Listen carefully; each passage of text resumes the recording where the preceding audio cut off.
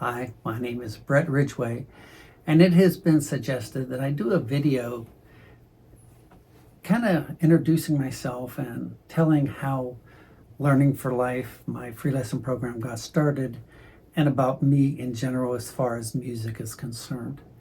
And I'll be honest with you, now I was a kid in school, grade school, um, even after that, junior high, I never was really crazy about music. And the reason for that is, at least in my remembrance, music class was about plays. It was not about how to read music. It was more activities and things like that. And I can't even say that's exactly how it was. I just don't remember it. And I was never really crazy about music at all. I remember the first instrument I ever tried to play. I was probably in fourth or fifth grade. My dad had taken a business trip to Hawaii, and he came back with a ukulele. And I remember having a little book, and I remember trying ukulele.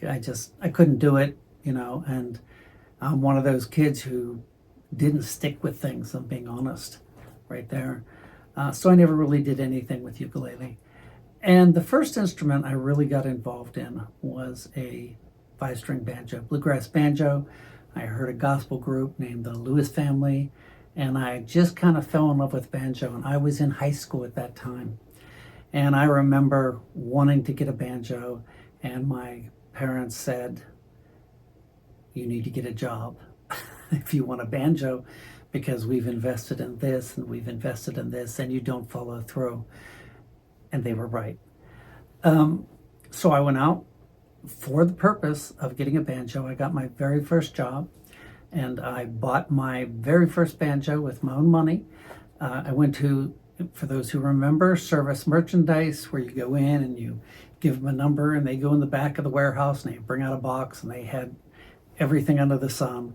And I remember buying my very first banjo. I believe it was $75. And of course, it was just a beginner banjo, but I loved it. And then I paid for all my own lessons. I remember I took lessons in 3 places, and honestly, 2 of them, the one guy taught me 4 songs and said, "I can't teach anymore. You have to go on your own." Well, I didn't know how to play anything. Then I went to another guy, and he ran his business as he taught, so it was constant interruption. And then I found a girl who played in 2 bluegrass bands, and she actually taught me and made recorded lessons for me, audio recorded lessons. And I remember I took those to college with me. And I paid for everything, paid for all my own lessons, everything. And I'll tell you this, not recently, my mother has been gone for 7 years, but let's say 10, 12 years ago, she said to me, "I always felt guilty that we never paid for your music stuff when this is what you do now." And I said, "Mom, had you paid for it, I might have not have done it." All right, because, and I'm just saying, when you just give something to someone and you just constantly take care of them, it's not appreciated. So it's because I paid for my own lessons. I worked for that. I got serious about it. I stuck with it. I do remember when I was learning that I remember the frustration of it, of trying to get certain things and get it down. When I went to college, everyone was going out and getting jobs, and a lot of them were at like restaurants, like fast food joints and things. And I remember telling my roommates in the dorm, I said, "I'm going to get a job teaching banjo." And they all laughed at me. They said, you can't do that." And it's not because I couldn't play it, because I could. But they said, you can't do that. And I went to the local music store, which was in Canton. I believe it was called Gulia Music. And I went and I played about 4 or 5 songs. And I said, "I can't teach anyone to play like Earl Scruggs, but I can teach them to play like this. I can teach them this, And I got that job.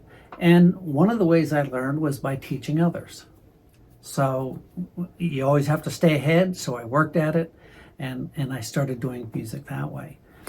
I remember when we were on deputation, which is when you travel, because we went to Kenya as missionaries, and we go and raise support from churches and speaking in churches. I did have my banjo, but I also had a mountain dulcimer, and really I just pretty much strummed it and played hymns and things like that. And I remember they had me on a couple radio shows for the ministry type stuff, but I never really got into mountain dulcimer that much. I remember having one. When I went to Kenya, I took my bluegrass banjo, which I had since upgraded to a better banjo, and I remember playing it over there for the first time, and it was in front of a bunch of kids, and they all just started screaming and crying, which doesn't do great for the ego, but I think it's because it was such a loud, in your face type of an instrument. You have the resonator, you're in a small building, and there's kids right there. So I never really did that over there, but I played, on my own, I practiced.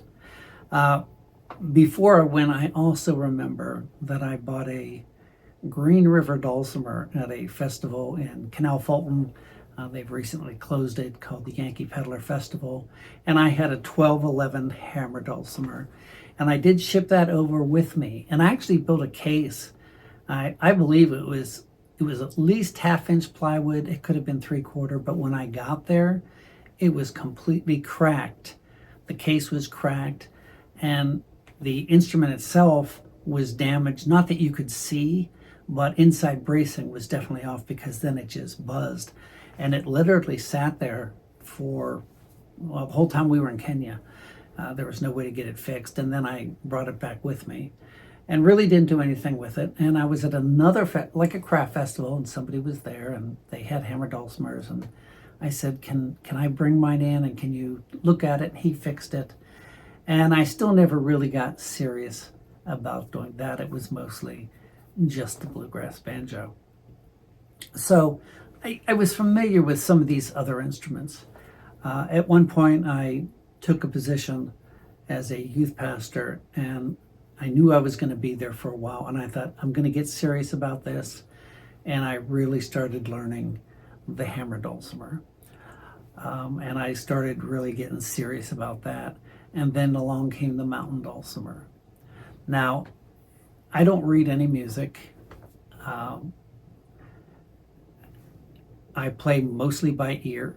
Now, I'm not saying I play proficiently, but I play 15 instruments, and I play, I would say, 4 of them proficiently, that I really enjoy and that I can have no problem teaching. I can teach beginner of some other instruments, but when I taught one-on-one most of the time.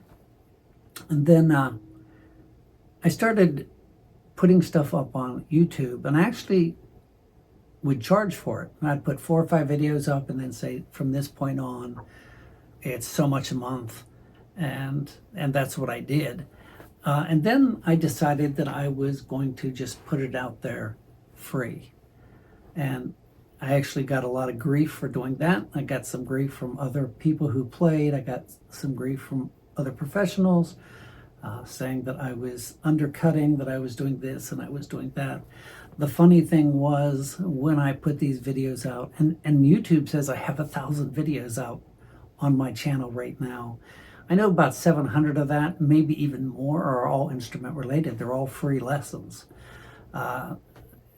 except for this last year, and I'll explain that. But they're mostly free lessons out there. And I actually did better financially giving away the lesson than I did charging for the lessons. And there's a lot of reasons for that I can go into. But I think it's important that when I put those lessons out, it's not a charity. It's not just to give stuff away. Because as I said, and I believe this, when you just give something, it's not fully appreciated. But on the other hand, people realize when you're giving that you're doing a lot of work. I remember when I started, I used to put out 4 lessons every week on 4 different instruments.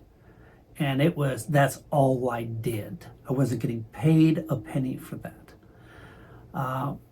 So I stopped charging, and then someone contacted me and introduced me to Patreon, which I did for a while. I don't like Patreon because they have absolutely no, and I'm not out to bash them, they have no customer support and they have no creator support. So then I switched to Coffee. So I'm going to give you that just for the introduction now. There's much more that I would like to share with you. Before I did all this, I was known as the snake guy. And that's because I used to use snakes for various things, school lectures. That's what I did full time, was I'd go into the schools and I had snakes. I had a mountain lion, I had a large alligator, and I'll introduce all of that. But as far as the music, this is where I'm at. I just wanted to give you a brief introduction, and we'll show you some of the things that I have online, but close to 200 mountain dulcimer lessons, close to 200 hammer dulcimer lessons, close to 200 claw hammer and lessons, and bluegrass banjo, and there's other ones out there, absolutely free. And to find those, if you just go to my playlists on my YouTube channel, go to playlists and you'll find mountain dulcimer, hammer dulcimer, bluegrass banjo, claw hammer banjo, and it has everything that I have. And I'll be doing a video on that. So I just wanted to take this few minutes to introduce myself. Thank you for watching. Please share this video, and thank you for those who do support this free lesson library. God bless.